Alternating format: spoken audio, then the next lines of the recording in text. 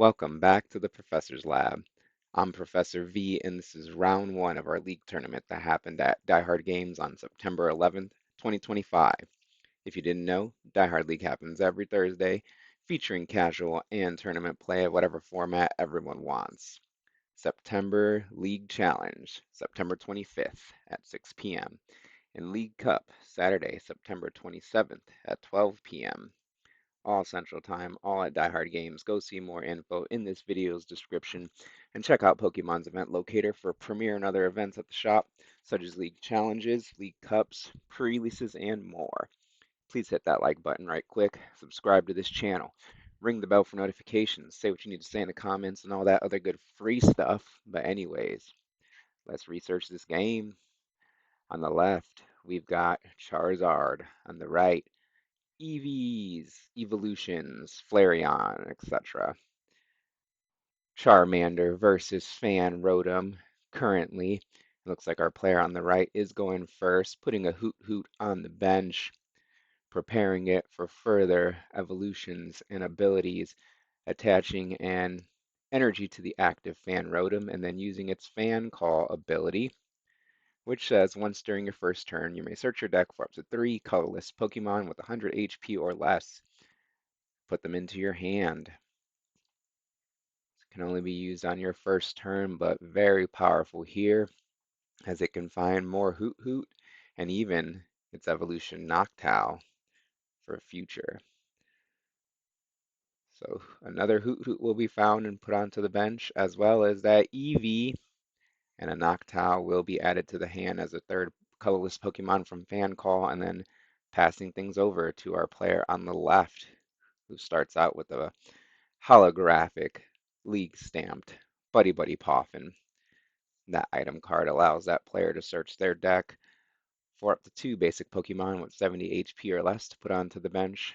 Charmander and Pidgey are the targets here, and they join the party over on our left-hand side with that Hidden Fates playmat. Look at that Mewtwo right there. All these shiny Pokemon here. Anyways, resolving this Buddy Buddy Poffin, getting set up. Not too much else to do on their side. They at least got more than one Charmander down, so I'd say that was successful as well. Things are passed back over to our right-hand side, our Evolutions player here. Now, if they find a Stadium card, that Fan Rotom can take a KO on the opposing Charmander. Pretty good, but it does play into Charizard EX's effect of the attack, increasing its damage, but either way, you got to put the pressure on and take prize cards to win the game, right? So Gravity Mountain Stadium is found and put into play, followed by an Iono. That supporter card has both players shuffle their hands, put them at the bottom of their decks, and then draw cards from the top equal to their remaining prize cards. 6 and 6 in this case. That Gravity Mountain reducing Stage 2 Pokemon's HP by 30, of course. Pheasantipity EX found and put onto the bench. I probably would have held that myself until I was ready to use the flip the script ability after a KO, but our player wanting to get it out of the hand, get it into play, and be established here, aha, so that way they can draw more cards with Mew's restart. So Mew EX put onto the bench as well, energy attached to the bench, Eevee, and then an Ultra Ball is played, discarding 2 cards from the hand to search the deck for a Pokemon, basic or evolution. This time it's the Flareon EX, and that evolves on the bench, putting that critical Terra Pokemon in play. So that way, if Noctowl is found here, its ability can be used to do stuff, to find trainer cards. So we're getting shuffled up here before Mew uses its restart ability to draw up to 3 cards into the hand. Doesn't look like any Noctowl were found. So it's just Fan Rotom uses its Assault Landing attack, since there's a Stadium in play, 70 damage, to KO the opposing Charmander for the first prize of the game. Charmander moves into the active spot on the left. Mew EX hits the bench, and then an Ultra Ball is being played. Golden Ultra Ball, discarding 2 cards. to search their deck on the left for a Pokemon, and it'll be that Charizard EX getting added to the hand. There's something sweet going on in that hand as well, in the form of the rare candy. You have to bet so, as we see rare candy allowing that Charmander to evolve directly into the Stage 2 Charizard EX. Charizard EX, since it evolved, will use its Infernal Rain ability to search the deck for up to 3 fire basic energies attached to their Pokemon in any way they like. Just 2 being found here, being attached to the Charizard EX itself to power up its Burning Darkness attack, 180 base damage plus 30 more damage for each prize card your opponent has taken. Since the opponent has taken 1 prize card already, 210 that Burning Darkness is doing currently. Basic fire attached to the Mew EX to get a more effective restart, drawing up 3 cards with that Pokemon's ability. And now an Arven is played as a supportive return, allowing the player to search their deck for an item and a tool card. Oh my goodness, another holographic Lee stamped rare candy being found here. No tool needed. Do they have the Pidgeot EX in hand for the full combo? The player is putting together a powerful turn here as rare candy allows that Pidgey to evolve straight into the stage 2 Pidgeot EX with the quick search ability, which we're seeing being used here now to search the deck for any card put into the hand. Don't even have to show the opponent.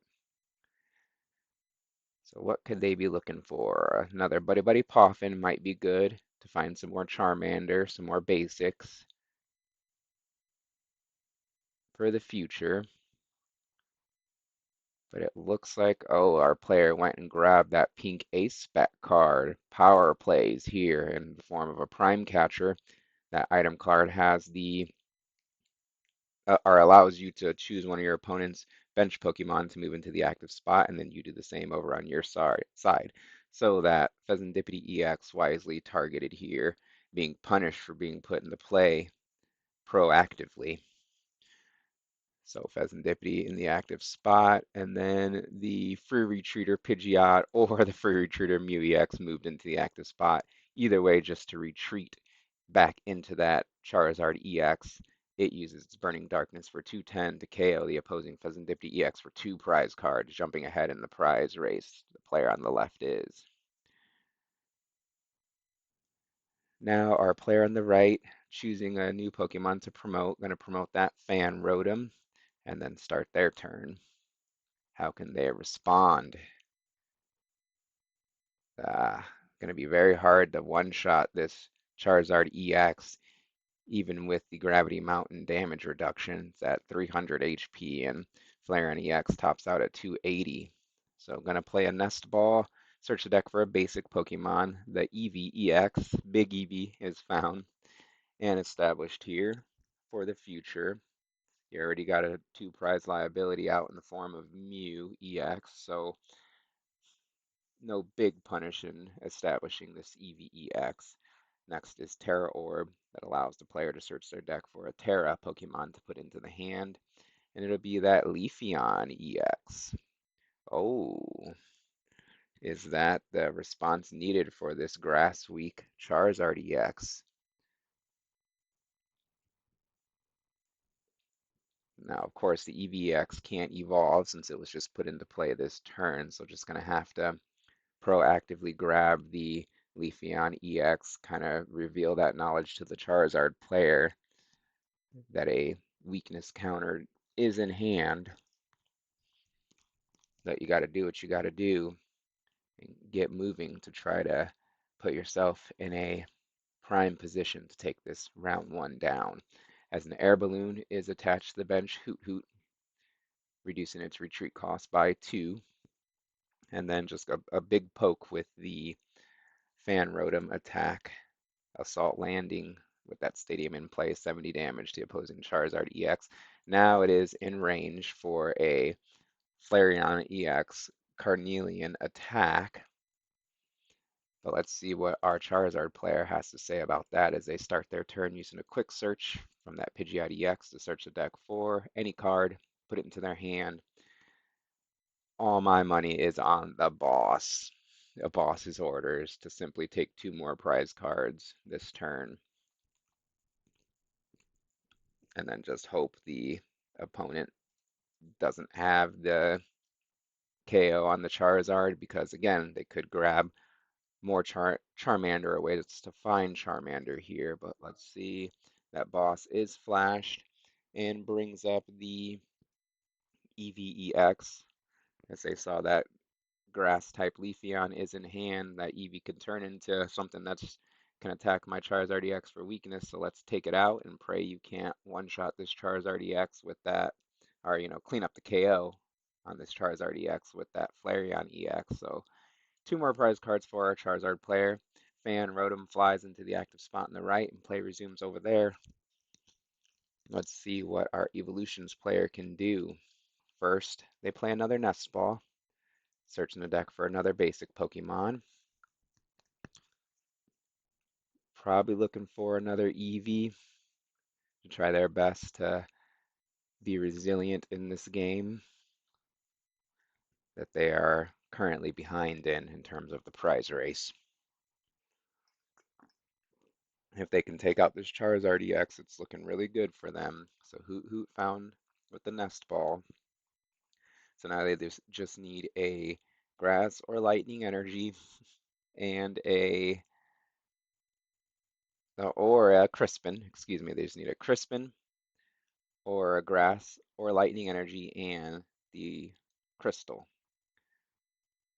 So they're hunting for definitely not the Crispin now with the Iono. So looking for one of those two required energies and the Sparkling Crystal to get this Flareon EX that's swinging and taking knockouts on the only threat on the opponent's side of the board.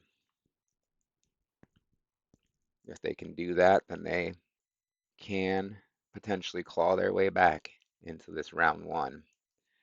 With the speed and the body language, I don't think it's there, as they replace their stadium with an Area Zero Underdepths, allowing players that have a Terra Pokemon in play to increase their bench size to 8. Next is Night Stretcher to bring back a resource from the discard pile, either a Pokemon or a basic energy, back into the hand. And it will be the EVEX being reestablished onto the board here. Gonna try again for that Leafeon in the future potentially, but is it too little too late as a grass energy, oh no, is attached to the Flareon EX. Gotta do what you gotta do. Retreat that Fan Rotom and then draw one card with Muse Restart ability. And it looks like they're just going in with Flareon EX's Burning Charge, 130 damage. Search your deck for up to 2 basic energy cards and attach them to one of your Pokemon. Then shuffle your deck. So preparing for future turns here, damaging the Charizard EX, the seemingly invincible, all-powerful Charizard EX across from it, and saying, look, I hope you don't have another boss's orders in your deck for game.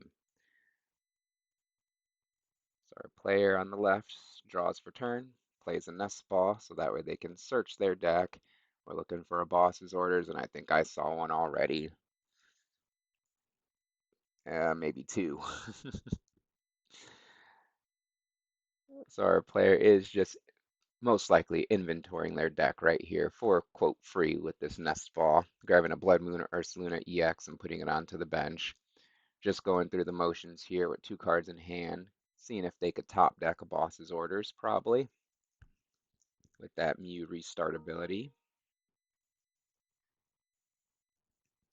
And there we go, Mew restart for 1, not a boss's orders, so going to use Pidgeot EX's quick search to go ahead and pluck it out of the deck here. Check it one more time, making sure it's in there, grabbing the holographic one, of course, is probably what our player is doing.